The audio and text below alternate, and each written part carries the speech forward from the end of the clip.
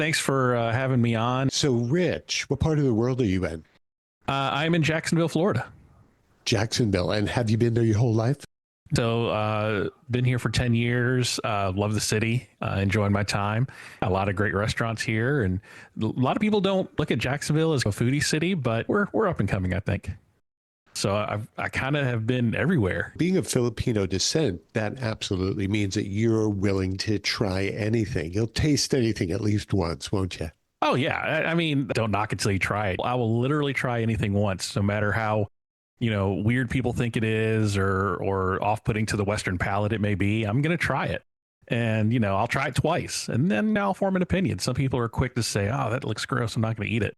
But yeah, and what's interesting with me being Filipino is I wasn't really in touch with my culture a whole lot growing up, right? So I really wasn't around my family a lot until we moved to Georgia, and all my extended family were all kind of living in the same place. My mom didn't necessarily cook a lot, and what she did, she cooked, like quote unquote white food. Not a lot of Filipino food growing up until I moved to Georgia with my grandparents, and then that's when I started really learning about my culture through my food, and through the food of my grandmother, and then moving to Jacksonville.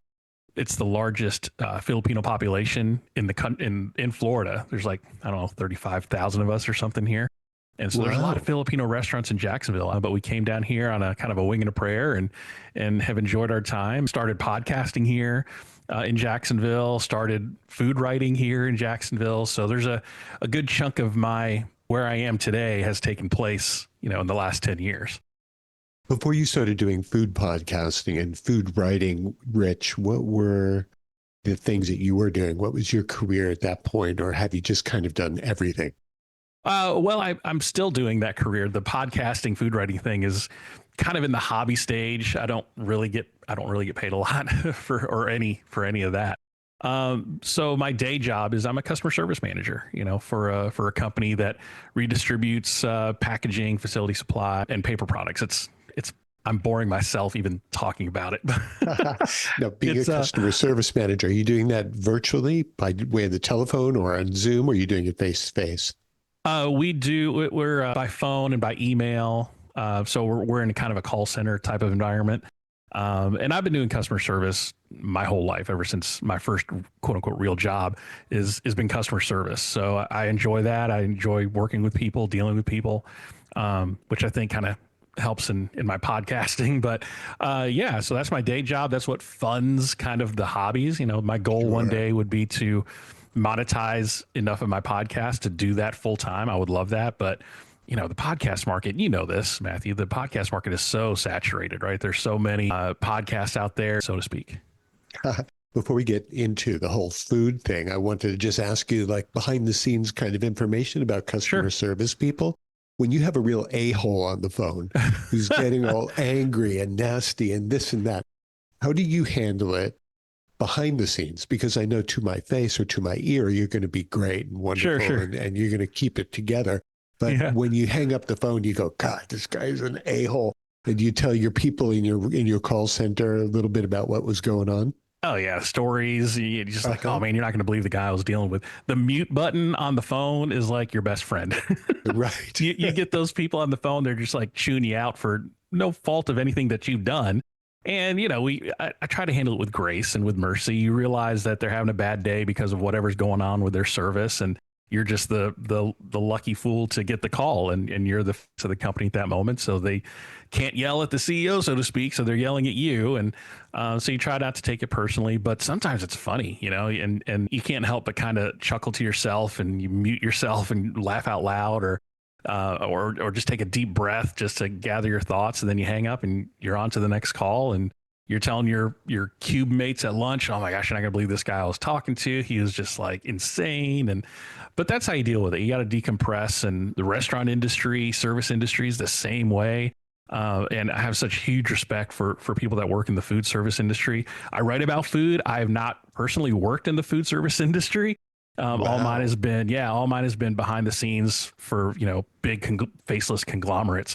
But to be somebody that works on the front line at a restaurant is a whole nother level of customer service that I have not had the privilege of engaging in as somebody behind the counter.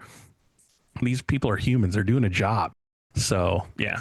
How are you as far as being a customer, seeing as though you've not had any formal education in the food service business or restaurant business? How are you as a customer when it comes to tipping? Do you have any certain stance on that? Oh yeah. 20% minimum, no matter what. I mean, No matter what. Now, no matter you have what. to explain this to me because, I was a restaurant reviewer for a long time for Hawaii's largest newspaper. I ran restaurants, owned restaurants, was a chef at restaurants. So I'm very curious to hear about a stance that says 20% no matter what. Yeah, 20% no matter what for me personally. Not everybody's like that. Everybody is on the spectrum of, okay, you're going to earn your tip, right? You're starting at 0% and you're going to earn your way up to whatever threshold you have. But for me, wait staff is making less than minimum wage per hour. So are you subsidizing their salary that a restaurant maybe should be paying a living wage? Sure. But my stance is, because I deal with restaurants a lot, I talk to a lot of chefs, I talk to a lot of wait staff, and I've been around the consumer side of food for a long time, is I see how hard they work. So I'm like, look, 20% minimum. And if you do great service, I'm going to tip more, obviously. But I look at these folks that if I get bad service, I don't take it personally, because I kind of look around and see what's happening. Are they super busy? Are they slammed? Are they dealing with a lot of tables in this section and maybe the other sections aren't as full? Are they being unfairly sat by their host? So I kind of put my head on a swivel and see what's going on. And nobody ever wakes up in the morning and says, you know what, I'm going to give really bad service to everybody today. That's just my goal for today. Nobody does that. They want to go in, they want to do a good job, do their best, and earn a living. So for me, 20% minimum. If I get horrible service, I'm still going to tip, but I'm going to let somebody know, right? If you're tipping someone a minimum of 20%, even when you get bad service, are you not rewarding them for that bad service? If you look at tips as some sort of a reward service, yes. I view tips as these people are making minimum wage, and this is the system that we have set up, that we supplement what they should be making as a human, right? That they should be at least making whatever the minimum wage is, $7.25 an hour, $10 an hour, whatever an hour. So yeah, I mean, there's an aspect of somebody that can say, aren't you just rewarding bad behavior? Maybe, sure. But at the end of the day, they go home and have to feed their kids, or they have to go home and pay a light bill. And I'm just empathetic in that sense. And if they're giving me bad service or having a bad day, then okay, they're getting just 20%. They're not going to get, 25 or whatever. So yeah, it's definitely a hot button issue for me, and it has been for many, many years. And it's interesting to me that you as a customer feel empathy for a waiter and a responsibility to pay them when perhaps the proprietor of the restaurant is not really feeling that feeling. Sure. Therefore, if you're tipping somebody a minimum of 20%, you're not only rewarding bad behavior, in my opinion, but you're also rewarding bad training on the owner's part, because if they haven't trained their wait staff to be fantastic every time and know the menu and know the background and know the backstory and know how the cooking methods are and all of that, it seems like that's a big hot mess. That is, because if you're tipping well, the waiter gets off scot-free. The owner thinks that everything is fine, and really you're not upping the game for the restaurant by being such a good guy. So, I see your point for sure, Matthew, about rewarding bad behavior, but I'm not going to continue to reward that. I'm not going to keep going to that restaurant where I got bad service. But I like to see places improve. I like to see, if I give feedback to a restaurant, that I go back a second time and they've taken that to heart and made some changes and maybe trained their people better or simplified their menu or whatever the case is. So, yeah. Very interesting take. I'm glad that you told me that, because people are on all sides of that spectrum, as you say, when it comes to tipping and what they deserve and what they expect and all that. They're not necessarily the same thing for everybody. Yeah. Now, what is annoying now, though, is the kind of the saturation of tipping culture, like tipping for everything. Like you go anywhere and they're flipping that screen around on that iPad saying, tip. Okay, there's going to be some places where I don't tip. Like you didn't serve me, right? I ordered food, you cooked it, you handed it to me. That was a transaction. That's not tip worthy, so to speak. So it depends. Like I'm I'll tip less for some businesses that, are asking for tips that aren't traditionally, tipped type services. I can't even think of one at the moment, but you turn that iPad around, they're like that. There's that guilt there a little bit of oh man, I need to tip something, but there's some pushback. A lot of the public are hitting that no tip now. And they're like, no, I'm done dealing with this sort of thing. So it's really awkward. It's terrible. It just is putting more distance between the customers who are not coming in as much anymore and the future of that restaurant's existence. Right. Exactly. So seeing as though you are doing food podcasting, a little bit of food writing now, let me just ask you, what have you eaten today? I've been working from home today, so I've been eating poorly. I work from home, so I don't go out for lunch. I just stay here and work from the office. And but this morning I had a veggie omelet, so I try to have a good breakfast and made a 3-egg omelet with spinach, onions, tomatoes, garlic, and made a nice little scramble with some Asiago cheese on top, and that was a nice little breakfast. And yeah, enjoyed that. That sounds fantastic. Yeah. I cook a little bit, not a professional cook by any stretch, but I do enjoy cooking. I do enjoy the process of cooking and the organization that comes with setting everything up and coming out with a finished dish out of all these like raw ingredients. It's kind of a cool concept. So it's interesting that a person who loves food as much as you do, and the things that you're interested in with your podcast and your food writing, is that you haven't become more of a cook or worked in restaurants or any of those things that you might expect just from somebody who's doing your life right now. Yeah, those that don't do teach, as they say. So I will say I worked at McDonald's when I was a teenager for a couple of weeks. That's about the extent of my food service. And that's when I realized, I'm like, that is not for me. I cannot do that for very long. So that's why I came away from that in that short amount of time with just this huge amount of respect for anybody that works in the food industry. So my angle of food writing and food podcasting is showing my appreciation to those folks in a way that I can outside of going to your business and eating your food and paying for it, right? Is to bring a spotlight to those folks and to that industry as a whole. Do you have a favorite cuisine? Wow. I mean, it kind of depends, right? I wouldn't say I have a favorite. I love them all equally. But I mean, I do love Filipino food. That's kind of bias of me, especially here in Jacksonville. Like I said, there's a lot of Filipino restaurants, and that wasn't always the case of where I have lived. I think pretty much everywhere I've lived, there wasn't a Filipino restaurant. So growing up in Michigan, none. Growing up in Georgia, none. My grandma, my grandma's a great cook. So she had great Filipino food, and I really loved it, appreciated it. And then I moved to Jacksonville. There's like Filipino restaurants everywhere. And I'm like, oh man, these are great.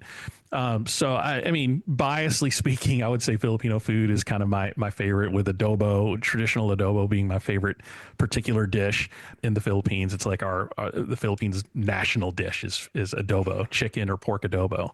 And typically it's a stew with vinegar. Yeah. Vinegar, soy sauce. Your basics are, chicken or pork. I like chicken personally. Chicken or pork, and then you have vinegar, soy sauce, and black pepper, and bay leaves. And then from there, it depends on where you go in the region of the Philippines. So I add a little bit of sweetness to mine. I put some honey in there just to kind of, because vinegar and soy sauce, really salty, really tangy. So I add a little bit of sweetness in there, and I put some ground ginger in there. And so everybody's a little bit different with adobo. That's kind of the cool thing. But you get the basics. You get the vinegar, you get the good vinegar. You get the good soy sauce, some good quality chicken or pork, and from there, it's variations of a theme, and everybody's is just a little bit different. As a Filipino person, you will appreciate this. I was consulting a restaurant here, and one of the staffers was heating up balut in the microwave and left it in too long, and it exploded. Oh, wow. So that put off a lot of people to Filipino food, as you can imagine. Yeah, balut is so interesting, and for anybody that's listening that doesn't know what it is, it's a fertilized duck egg. It's a huge duck egg, and it's a partially formed, partially fertilized duck. You crack that thing open, and there's a little baby kind of duck in there, and you just eat it all, right? duck beak feathers and little crunchy bones. If you've ever watched Fear Factor from back when Joe Rogan hosted it, that was a frequent challenge on there. So you can find those old episodes. You'll know what that is, or Google it, balut, B-A-L-U-T. It is not for the faint-hearted, I will say. It's definitely an acquired taste, but it's really good. And that's another thing that people look at and go, oh, that's just by the sheer look of the thing. It's intimidating. If you're like, oh, that's gross. And then I was like that, even being Filipino, I was like, I am never eating balut. But then I had one and it's delicious, right? So tell me a little bit about your podcast, how long you've been doing it, what the name of it is. Sure. I started a podcast called Eat Your Content back in January 2023. So Eat Your Content was born out of me binge watching The Bear. Have you ever watched The Bear on Hulu? Oh, yeah. Yeah. So I watched season 1, and it's a quick binge. If you've never seen it, they're like 30-minute episodes, and they're like 8 or 10 episodes long. You can watch it in a weekend. So I watched season 1 of The Bear, and as soon as it was done, it blew my mind how good that show was. And the only thing I wanted to do was talk about it. But I had some connections in the food world here in Jacksonville, and I called up a chef friend of mine. And his name is Chef Dennis Chan from Blue Bamboo in Jacksonville. So little plug for him. I called him up and I was like, hey, man, have you seen The Bear yet? And he goes, yeah, I have. And I was like, did you like it? He said, yeah, I thought it was really good. Do you want to talk about it? And he's like, I'd love to. So he was my first guest. And I launched the podcast January 23. We talked about season 1 of The Bear in a 1.5 hour block. And it was a horrible episode. The sound quality was bad. And you know, your very first few episodes are going to be horrible as you're learning the ropes, right? Oh, yeah. And I didn't know anything about podcasting. I didn't know anything about audio editing or video editing. And I'm just learning all this stuff on the fly. I recorded that in October of 22, and it took me like 3 months just to learn how to edit and learn how to put it together in a way that I feel like people would listen to.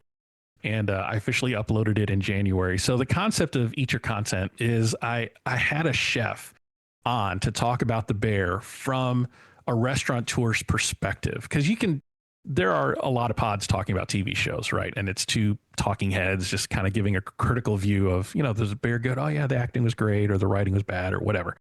But my angle of talking about food on TV, which is really popular nowadays. There's a lot of food shows, foodie competition shows on TV. So my angle of it is to have a chef on there to talk about it. And having his perspective of how realistic was, in this instance, The Bear. You know, did they put to film a realistic depiction of what an obsessive chef goes through opening up a restaurant? And it was just really neat to hear that perspective coming from a chef, right? So he talked less about how the show was in terms of, you know, was it written well? How was the production? How was the cinematography? We just talked about the story. So like one of my favorite foodie movies is called Chef with Jon Favreau, where he opens up a food truck after being fired from a high-end dining restaurant and kind of gets his family back together. So Jon Favreau opening up a food truck. So the person I had on was a food truck operator and saying, all right, so let's talk about some of these food truck scenes. What did you think? They're like, oh, that would never happen in a million years and all that stuff. So that's fun. Are you on YouTube or podcast networks? Yeah, I'm on YouTube. So you can find me on YouTube at Eat Your Content. But my podcast is available anywhere you get your podcast. So anywhere you're listening to Matthew Gray's podcast here, you can find my podcast there as well. Eat Your Content. Some other topics I talked about are I highlighted a local nonprofit organization here in Jacksonville called Waste Not Want Not about food insecurity. And I wanted to kind of highlight that local here in Jacksonville. So I talked to them and they're a great group where we have enough food surplus in the country to feed everybody. Nobody has to go hungry. But the part that's missing is that logistical side of getting the food, the surplus food from grocery stores and restaurants to the people that actually need it.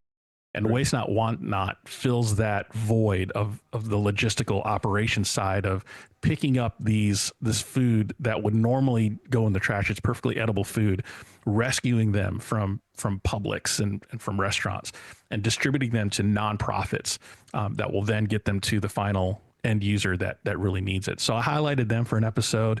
I also had an Emmy award-winning documentarian from Poisoned, the Netflix documentary called Poisoned, The Dirty Truth About Your Food, and talked to him about our food supply system here in America and how jacked up it is.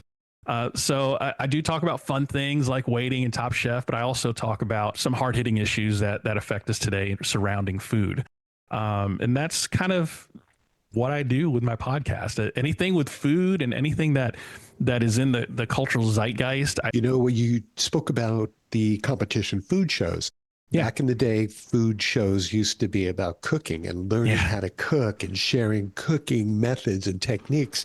Now it's about people banging each other across the head with, frying pans and getting food on the table faster than the next guy, or being more creative or that.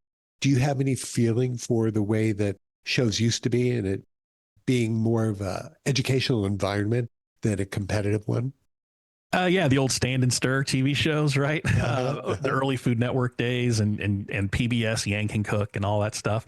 I like the food competition shows. I do feel like there's kind of a glut of them, and there's a lot more bad ones than there are good ones.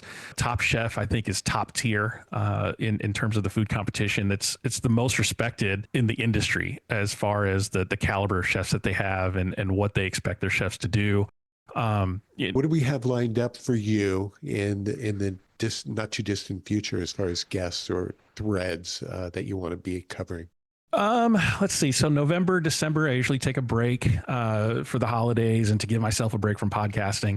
Because again, I work a full-time job, and then doing this on the side is almost like a whole nother full-time job. So November, December, I tend to take a break. So hitting the ground hard in January. I have some really great guests coming up. I'm expanding outside of TV and talking to authors. I'd like to talk to some food authors that might not be as well known as like somebody from Top Chef or some talking about the Bears. Like, I want to promote, your book. So having some authors on, having some different people from different angles of the food industry that I traditionally don't talk to, and having them on. So looking forward to that.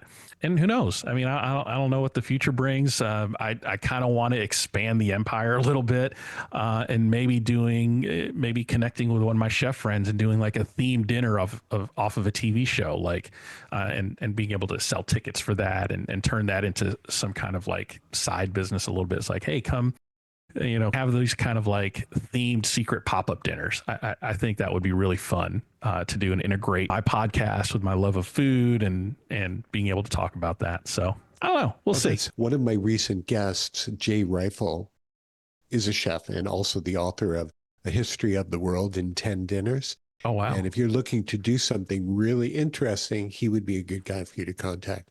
I will check him out. Thank you for the tip. Oh, you bet. Well, I hope you had a good time today, Rich. Yeah, thank you so much for having me on. I kind of droned on and on sometimes, but I appreciate the time. And that's the beauty of the podcast world. It allows you to do that, and then it allows me to get into the editing room and do my thing. Yeah, no, I appreciate the time and being able to promote my podcast on your show. And if you want to follow me on socials, you can find me at Rich Herrera or at Eat Your Content on Instagram, TikTok for another month, maybe. We'll see. TikTok, Instagram. Do you think that they are going to ban that and make it go bye-bye? I don't know, man. It's coming down to the wire. I feel like there's going to be some sort of like 11th hour saving of TikTok somehow. Yeah, I mean, it always happens, right? It's the scare is the point. So I think, I don't know. You've got these companies like Meta and Google, the Facebooks and the Instagrams of the world, who definitely don't want TikTok to exist any longer because they want to be able to make that money. Yeah. And what's crazy to me is what they're accusing TikTok of doing, Facebook and Instagram and all of them are already doing, right? They're mining your data too. That's a whole other topic. But I mean, we'll see if TikTok's around. If it is, I'll be there. But you can still find me on Facebook and Instagram and Twitter. Thank you so much for joining me today on 50 Tastes of Gray. Oh, well, thank you for having me. I appreciate it. I want to say to you, aloha. Aloha to you as well. I appreciate it. That was fun. So I hope it went okay. Brutal, man. Yeah. I got to tell you, and it has nothing to do with how wonderful, well-spoken, intelligent, creative, or any of the good things that you are, because, I've been doing talk radio since the 80s. Oh, wow. I'm a chef, former restaurant owner, been in People Magazine and National Enquirer, on and on and on. Cool. And still, I'm struggling along like, I got to do this because it's a passion project, not because I really can expect people to come aboard. Yeah, I got to remember that all the time too, and remind myself like the reason why I'm doing this is because it's fun for me. And the moment I try to say, okay, I want to become, the next Joe Rogan, that's when depression sets in because you're never going to be that, right? So You it's don't want to be the next Joe Rogan. He's a garbage mouth ape, and you don't want that. no, exactly. I don't want to, appeal to the lowest common denominator, right? I want to, have some class and stuff. And if I only get 50 people listening on a regular basis, I'm fine with that. I get to talk to people that I like about topics that I like, and I get to meet new people like yourself that I enjoy talking to, and that's the point for me, right? If I enjoy listening to it, somebody out there is going to enjoy listening to it. Yeah, it's got to be a passion project. Anything that you're doing on the creative side of life has to be passionate. Yeah, And, so keep doing your regular job until maybe fortunately something takes off for you. And yeah, then you can go, okay, it was all worthwhile. yeah. None of the things that I've ever done that became successful, I ever went into to make money or to try to monetize, as they say now. That's It right. just happens. If you're good at it, you love it, then it's a great mix and it'll Yeah, happen. yeah, yeah. Yeah. Matthew, thank you so much for your time. I appreciate you having me on your show, and I look forward to the release. Fantastic, Rich. We'll be in touch for sure. All right. Thanks. Take care. Bye. Bye bye.